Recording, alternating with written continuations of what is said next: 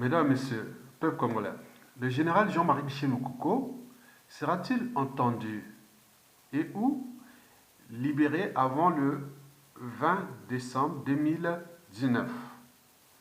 Et pourquoi? C'est pour 5 raisons essentielles. La première raison est que le général Jean-Marie Michel Moukoko est mon témoin au procès qui oppose Bernard Squarcini, l'ancien patron des renseignements français, sous la présidence de Nicolas Sarkozy. Bernard Squarcini nous attaquait en diffamation, moi et le colonel Bienvenu Mabilemono, sur un prétendu coup d'État que Jean-Marie Michel Moukoko aurait voulu organiser depuis le Gabon contre le dictateur Denis Sassou Nguesso. Les plaidoiries de ce procès débuteront exactement le 20 décembre 2019 et s'étendront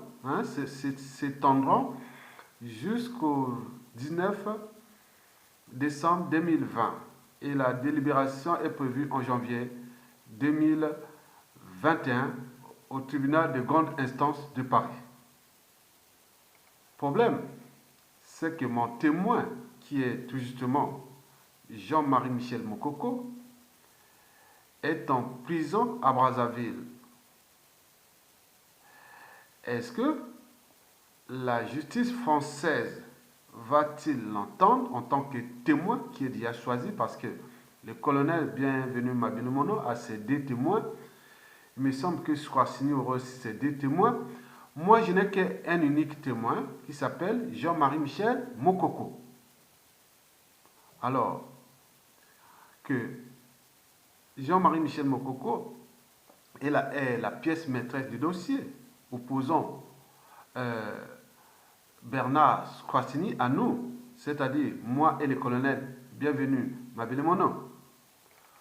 Vous savez que le 20 septembre dernier, lors de l'ouverture du procès, j'avais alors posé la question à la juge.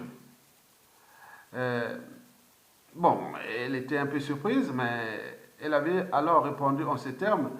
Peut-être que, j'avais posé la question que, j'ai mon témoin qui s'appelle Jean-Marie Michel Moukoko.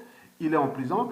Est-ce que la justice française va-t-il l'entendre là-bas ou il sera libéré pour venir en tant que témoin? Et c'est alors là que la juge, un peu surprise, avait dit ceci en ces termes: peut-être qu'il sera libre. Vous avez tout compris. Mesdames, Messieurs, la deuxième raison est France-Afrique. Vous savez que Jean-Marie Michel Moukoko a été injustement condamné en 2018 à 20 ans de prison pour avoir gagné les élections présidentielles au Congo-Brazzaville en 2016.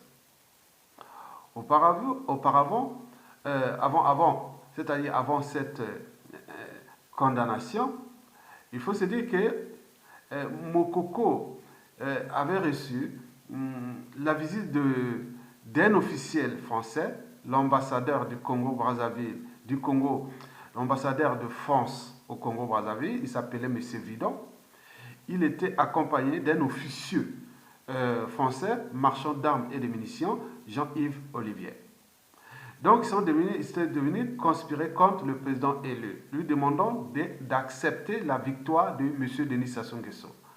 C'est alors là, le général Jean-Marie Michel Moukoko, mis déjà en résidence surveillée, avait alors répondu à ces deux conspirateurs et que il faut aller voir du côté des institutions ou demander au peuple. Moi, je n'étais qu'un candidat, mais si Sassou Nguesso quoi qu'il ait été élu, bon, ben, pourquoi venir me demander? Non, monsieur, vous devez accepter que Sassou Nguesso a gagné cette élection.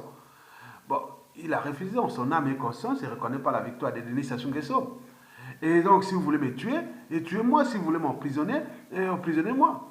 Et donc, ces deux officiers, ces deux Français avaient pris la décision que tu vas aller en prison. Et ça n'a pas loupé. Et quelques jours plus tard, il fut arrêté et incarcéré, puis passé 2 ans sans procès, et il venait d'être condamné l'année dernière à 20 ans de prison ferme. Et donc, c'était du jamais vu, où des Français conspiraient contre la volonté exprimée d'un peuple sous ordre de la France-Afrique et des cellules africaines de l'Élysée. Notons au passage que la même année, c'est-à-dire en 2016, il y avait eu un hold-up électoral similaire au Gabon, où le président élu Jean Ping, qui est aujourd'hui sans trône, n'a jamais été emprisonné. Il est toujours en liberté. Au Cameroun, en 2018, Maurice Kamto, élu et incarcéré pendant 9 mois, il vient d'être libéré il y a 2 jours. Et le dictateur Paul Biya sera d'ailleurs reçu par Emmanuel Macron à l'Élysée le 10 octobre prochain.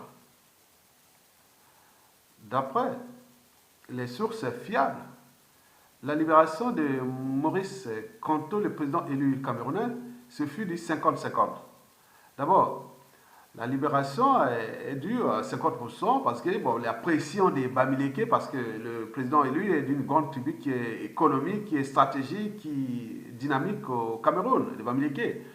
Et donc, ils ont des énormes réseaux d'influence partout dans le monde. Et n'oublions pas qu'il y a une crise aussi anglophone qui se passe dans l'ouest du Cameroun.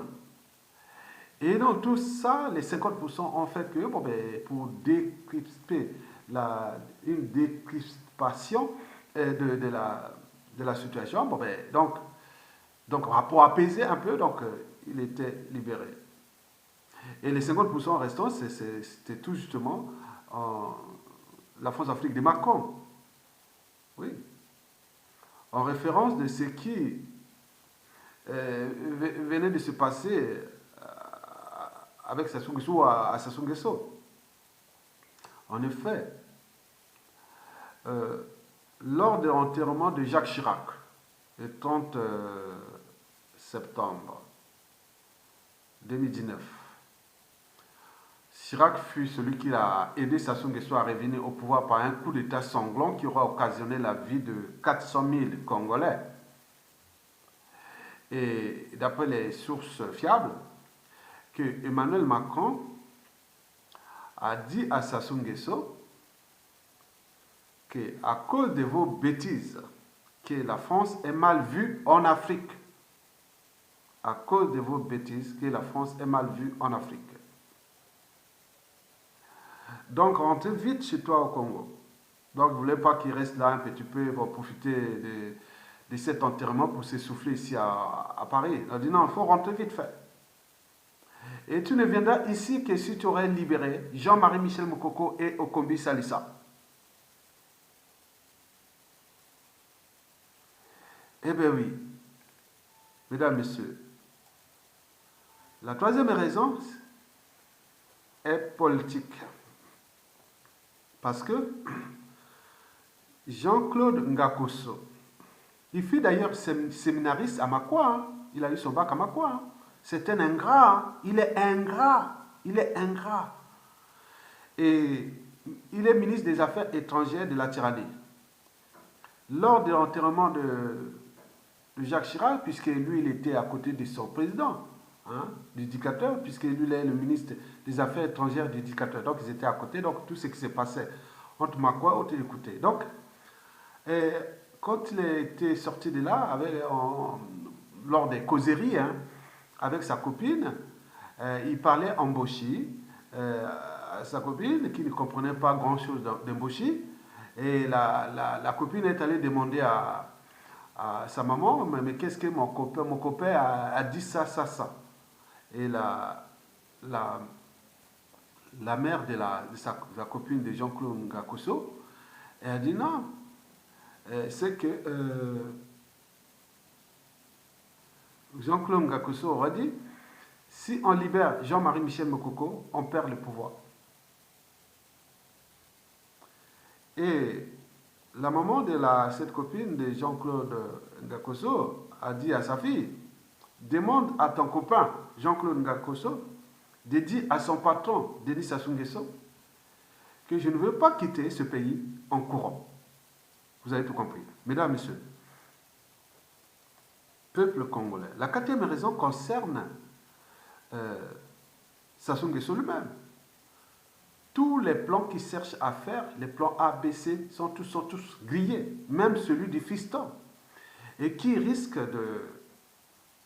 d'alimenter encore la xénophobie des Aïrois et de tout ce qui se dessine parce que les réseaux de l'homme disent non, tout sauf Denis Christelle Sassou Nguesso à la tête de ce pays.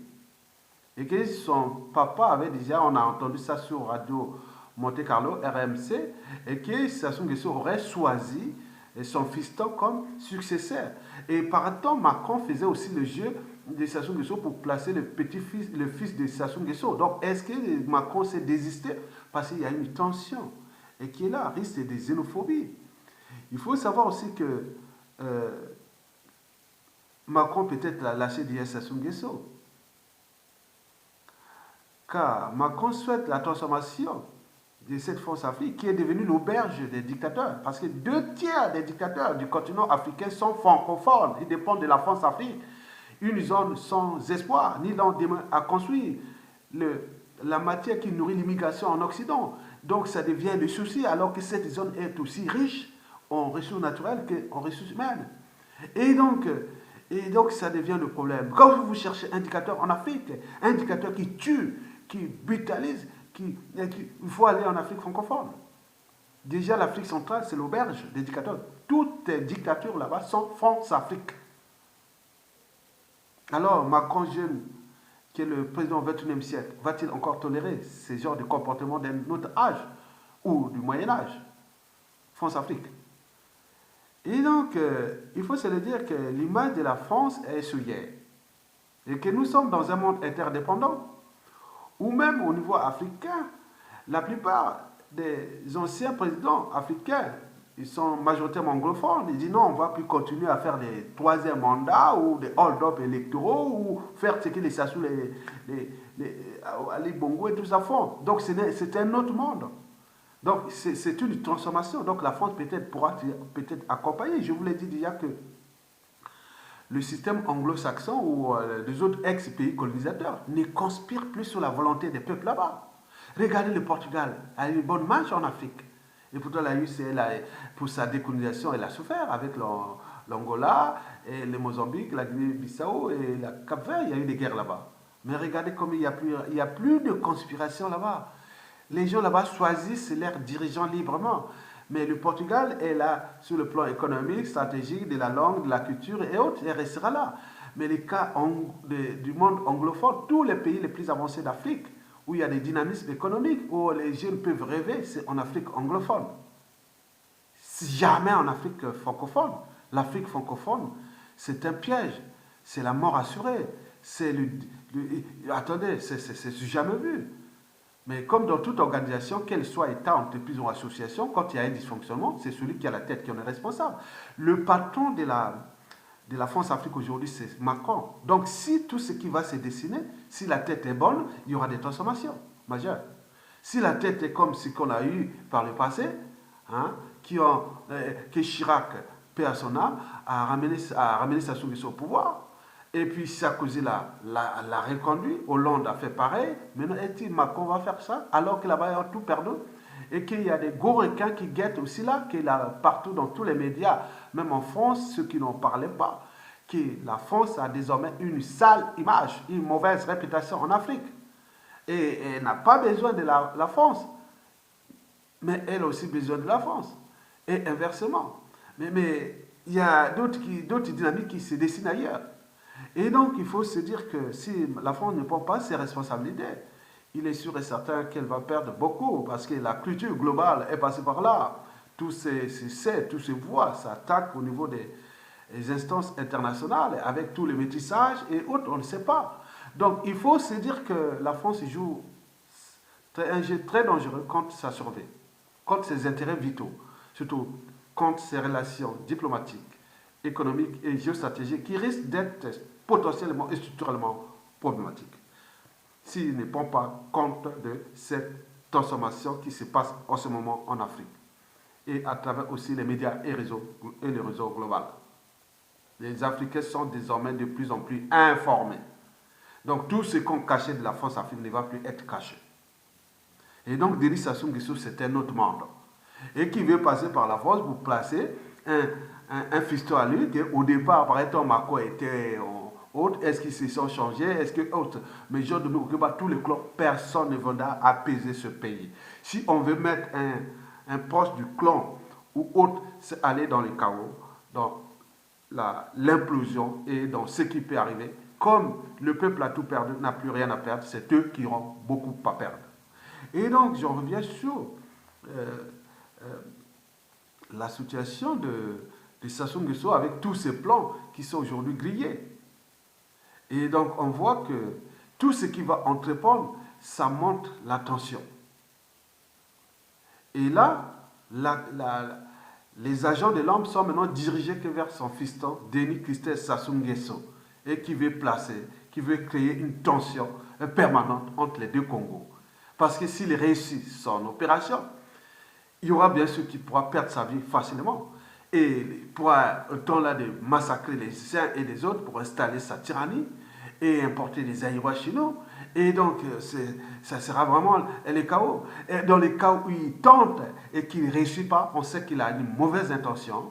Et la résistance dans l'homme, on parle que nous pourrons avoir une tension permanente entre les deux Congos, les xénophobies et autres, qu'on n'en voudra pas plus de ces Aïrois qui cherchent à coloniser le Congo-Brazzaville, alors qu'ils ont laissé leur pays colonisé par les Rwandais.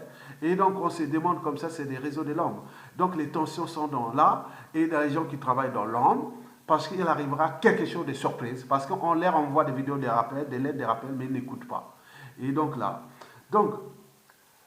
la raison, la quatrième raison, que Sassou Nguesso peut-être doit prendre ses responsabilités et dire non, non, non, ça devient dangereux. Mon coucou ne m'a jamais fait du mal. Et si on ne tient pas compte de ça, ça risque de se déchaîner.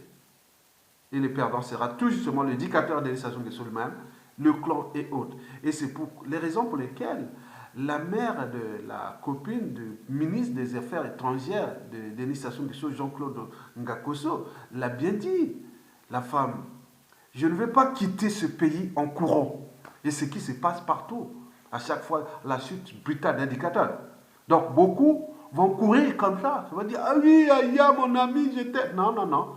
Pour avoir Aya, au moment où ça chute, ce sera très, très difficile. Voilà, barrière de sécurité, ce sera difficile. Donc, je sais ce que je pourrais les contacter, mais le reste, ce ne sera pas comme ça. Donc, vous voyez que la situation devient tendue. Donc, le risque de quelque chose qui va se passer est réel. Et donc, si on ne fait pas une décryptation apaisée, c'est fini. Pour vous, les régimes, pour tout le monde là, pas le peuple, il a les derniers mots et les derniers jugements. Il a un destin. Vous n'étiez qu'une parenthèse. Donc prenez votre responsabilité. De libérer les prisonniers politiques et apaiser la tension pour qu'on va dans un truc plus raisonnable, pour qu'il n'y ait pas chasse à l'homme, ni mort d'homme, ni quoi que ce soit. Mesdames, Messieurs, mais simplement, la justice doit passer et les devoirs de mémoire, bien sûr. Mesdames, Messieurs. La cinquième raison, c'est la situation sociopolitique. Tout justement, les problèmes des prisonniers politiques qui ont été incarcérés injustement, dont le président élu Jean-Marie Michel Mokoko et son challenger Okombi Salissa. Bon, la tension politique est réelle, mais il y a eu un dérèglement politique aussi dans le parti Nord. Sassou n'a plus d'alliés dans le Nord. Dans sa partie qui disait non, tout est déréglé là-bas. Moi, je connais dans l'homme. Il n'y a rien. Les gens viennent là-bas parce qu'il y a un petit privilège et d'autres sont surveillés en tension. Mais les gens cherchent à sa frontière là. On connaît beaucoup, même que ce soit de la cuvette ouest, de la Sangha, de la Likwala, de la cuvette centrale, des plateaux. J'en ai beaucoup qui disent on veut quitter là parce que, voilà, quand le navire est en train de couler, souvent les rats sortent, parfois ils les apportent la peste. Donc il y a des gens qui ne savent plus. Donc on est dans une situation tendue. On ne sait pas que ça peut chambouler à tout instant. C'est chamboulé à tout instant. Donc la situation sociopolitique est tendue. Il faut aussi ajouter la situation socio-économique et humanitaire, et qui est tout rouge. Donc risque d'explosion de colère élevée. Il ne manque plus que les détonateurs. Il est d'ailleurs en cours de téléchargement. Donc le chaos est possible. Et dans cette situation incontrôlable, ce n'est pas le peuple qui va perdre, il va se déchaîner. Donc, on pourra voir la montée en puissance pendant ces chaos qui est déjà prévisible, la montée en puissance des seigneurs de vengeance, les seigneurs de sang ou les assoiffés de sang, les revanchards, les gens qui souhaitent humilier ces gens-là copieusement dans les villes des Brazzaville, dans tout le pays. Donc il y a la tension qui est là, il faut se le dire, il y a des gens qui ont envie de les humilier copieusement. Et donc s'ils ne prennent pas les responsabilités de comprendre que les vidéos que nous avions envoyées sur la transition consensuelle, elle est là, libérer tous les prisonniers politiques. Et maintenant, trouver une commission ad hoc pour préparer le règlement intérieur en vue d'une transition politique consensuelle. D'abord pour les commissions vérité et réconciliation, pour partir de 1959 à nos jours, et régler ces problèmes-là, conciliation, réconciliation, réparation et tout pour apaiser tout le monde, les âmes, les esprits. Et puis les audits et les états généraux de l'État, les institutions nouvelles, et reposer tous ces enjeux, la sous-région, la CEMAC, l'Afrique équatoriale, l'Union africaine, la France-Afrique à transformer ensemble pour qu'elle rentre dans le modèle anglo-saxon, que la France sera là-bas que pour les problèmes économiques, diplomatiques, stratégiques, mais pas pour venir conspirer contre la volonté